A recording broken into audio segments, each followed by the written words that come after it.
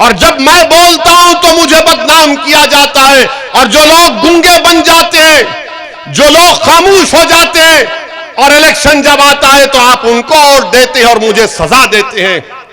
यह कौन सा इंसाफ है आप बताइए, कि जो हर मसले में आपके लिए बोलने वाली जमात है।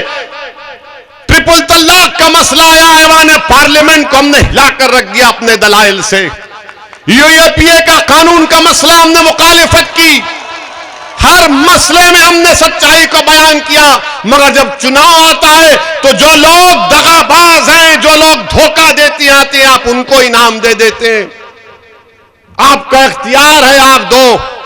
अगर आप समझते हैं कि सच्चाई को बयान करने के ऊपर, बिल्किस बानो के इंसाफ के ऊपर ओवैसी को सजा हम देंगे तो दो, आप मेरे भाई हैं, मैं आपका खादिम हूं।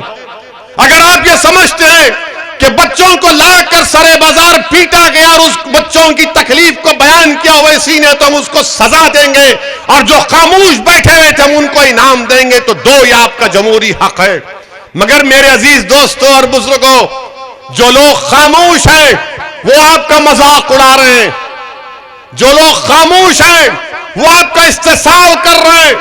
जो लोग खामोश हैं वो आपकी बर्बादी के अफसाने प्लानिंग बना रहे हैं। जो लोग खामोश हैं वो हमेशा के लिए आपको खामोश करना चाहते हैं। इसीलिए ये दीवाना आपके दरमियान में खड़े होकर पुकार पुकार कर कह रहा है कि भारत की लोकशाही में अगर इंसाफ को हासिल करना है, अपने हक को हासिल करना है, जिसका जिम्मा, जिसकी गारंटी भारत के संविधान ने हमको दी है, तो क्या खामोश बैठने से होगा?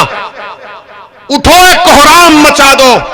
अगर भारत में जमहूरियत है, लोकशाही है, संविधान है, मगर भारत की सियासत की एक तल्ख हकीकत मैं बता रहा हूं।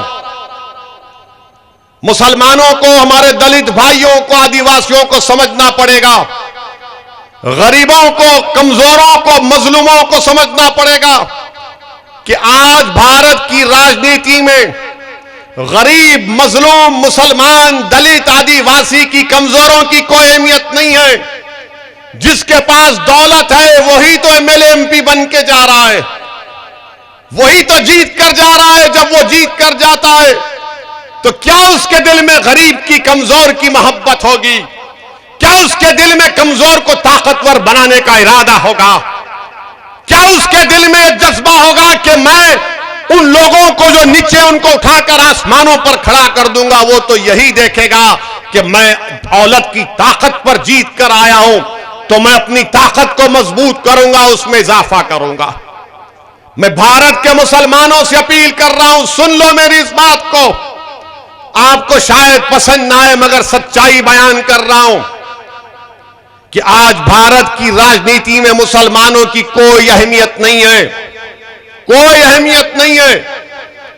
आपके वोट की भी अहमियत नहीं है, क्योंकि जो अपने आप को सेकुलर कहते हैं, जो सही मानों में बीजेपी के बराबर फिरका परस्त हैं, ये पूरी पार्टियां ये जानती हैं कि आज मुसलमानों को जाकर बोलने की जरूरत नहीं है। मुसलमान खुद बीजेपी, आरएसएस के डर से हमको वोट दे देगा।